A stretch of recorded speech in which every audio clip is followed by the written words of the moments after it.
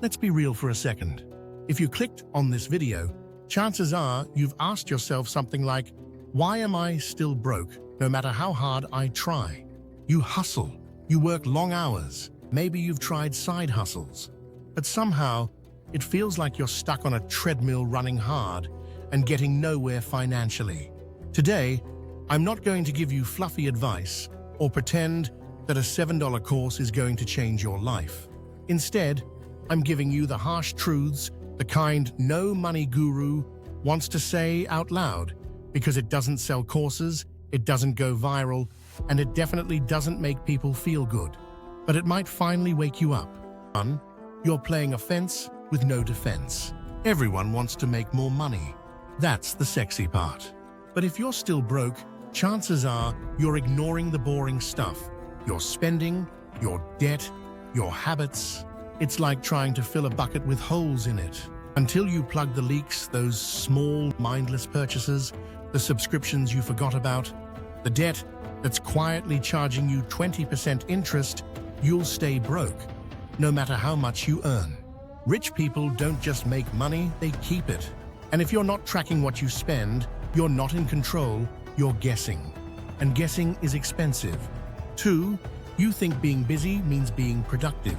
You tell yourself, I work all day, I'm grinding, I don't have time to budget or invest. Let me be blunt.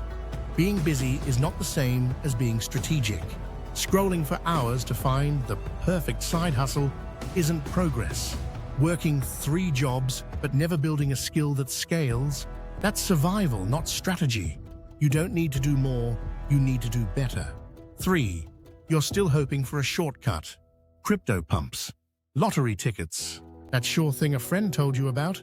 Let's be honest, we've all secretly hoped for a financial miracle. But here's what wealthy people know.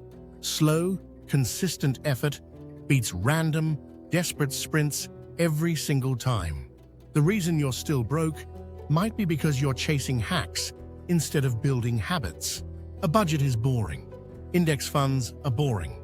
But guess what? Boring builds wealth. Chasing shiny objects keeps you broke. So you're still living like you have time.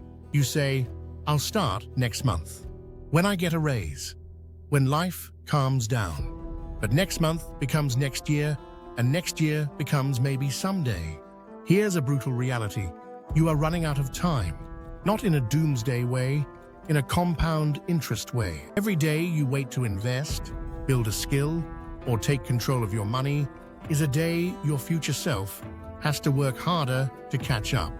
The earlier you start, even if it's with 10, the easier it gets.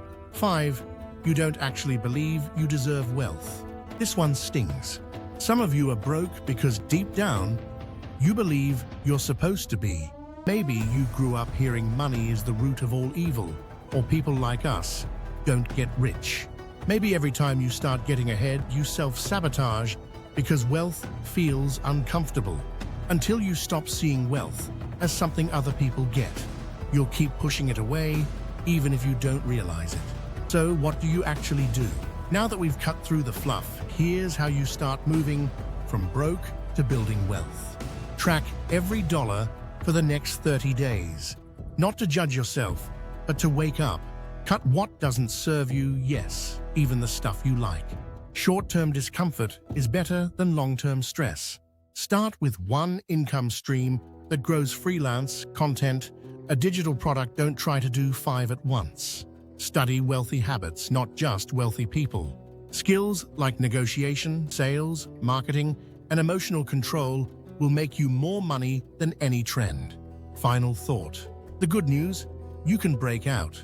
But it starts with brutal honesty, intentional action, and letting go of every excuse that's kept you stuck until now. You don't need to wait for a new year, a raise, or a course. You just need to decide, I'm done staying broke. And then prove it with action, not talk. Because if you don't fix your money mindset in 2025, you'll still be broke in 2030. And I don't want that for you. So what are you going to do today that your future self will thank you for?